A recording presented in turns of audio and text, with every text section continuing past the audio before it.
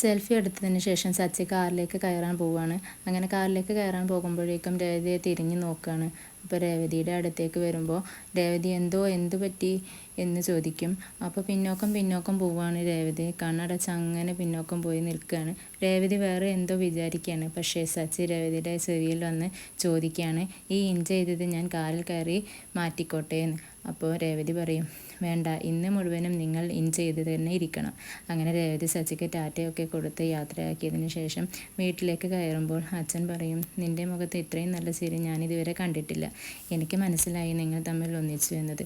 നീ ഇത് വേഗം നിൻ്റെ വീട്ടിലേക്കും അച്ചമ്മയ്ക്കും വിളിച്ചറിയിക്കേ, അവർക്ക് സന്തോഷമാവും. ശരി അച്ഛാ എന്ന് പറഞ്ഞ് രേവതി അകത്തേക്ക് പോവുകയാണ്. രേവതി അലക്കാൻ ഡ്രസ്സ് എടുക്കുമ്പോൾ അത് ശ്രുതിയുടെയും ഡ്രസ്സ് അതിലുണ്ടാവും. അത് രേവതി ഒരു വടി കൊണ്ട് പുറത്തേക്ക് ഇടും. അപ്പോൾ ചന്ദ്ര ചോദിക്കും, അതെന്താടി നീ തോണ്ടി പുറത്തിടുന്നത്?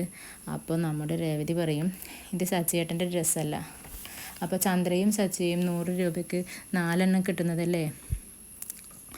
അപ്പോൾ ചന്ദ്ര പറയും, സച്ചി 100 രൂപയ്ക്ക് 4 എണ്ണം കിട്ടുന്നതല്ലേ വാങ്ങുക, ഇത് സുധിയുടെ ബ്രാൻഡഡ് ആയിട്ടുള്ള ഡ്രസ്സാണ് എന്ന് പറയും. അപ്പോൾ രേവതി പറയും, എൻ്റെ ഭർത്താവ് 100 രൂപയ്ക്ക് 4 എണ്ണം വാങ്ങിയാലും അത് സ്വന്തമായി അധ്വാനിച്ച കാശ് കൊണ്ടാ, അല്ലാതെ മറ്റാരുടെയും പൈസ കൊണ്ടല്ല എന്ന് പറയും. അപ്പോൾ ചന്ദ്ര, ഇതെല്ലാം നീ തന്നെ അലക്കണം എന്ന് പറയും. അപ്പോൾ രേവതി പറയും, ഇല്ല, എനിക്ക് പറ്റത്തില്ല, അവരുടെ ഡ്രസ്സ് ശ്രുതി തന്നെ അലക്കട്ടെ, അല്ലെങ്കിൽ അമ്മ അലക്കി കൊടുക്ക്, ആ തടിയൊന്ന് അരങ്ങട്ടെ എന്ന് പറയും. അങ്ങനെ സച്ചി ഫ്രണ്ട്സിൻ്റെ അടുത്ത് പോയി ചോദിക്കുകയാണ്, നിൻ്റെ അച്ഛനും അമ്മയ്ക്കും നീ എപ്പോഴാണ് ഉണ്ടായത്? അപ്പോൾ അയാൾ പറയും, എനിക്കറിയില്ല, ഞാനെപ്പോഴാണ് ഉണ്ടായേന്ന്. പിന്നെ ചോദിക്കും, നിൻ്റെ കല്യാണം കഴിഞ്ഞ് നിനക്കെപ്പോഴാണ് കുട്ടികളുണ്ടായെന്ന്? അപ്പോൾ അയാൾ പറയും, അത് എനിക്ക് 3 വർഷം കഴിഞ്ഞാണ് ഉണ്ടായത്.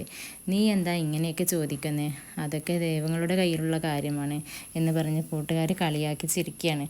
അപ്പം നിങ്ങൾക്ക് എൻ്റെ വീഡിയോ ഇഷ്ടപ്പെട്ടാൽ ലൈക്ക് ചെയ്യുക, ഷെയർ ചെയ്യുക, സബ്സ്ക്രൈബ് ചെയ്യുക, സപ്പോർട്ട് ചെയ്യുക.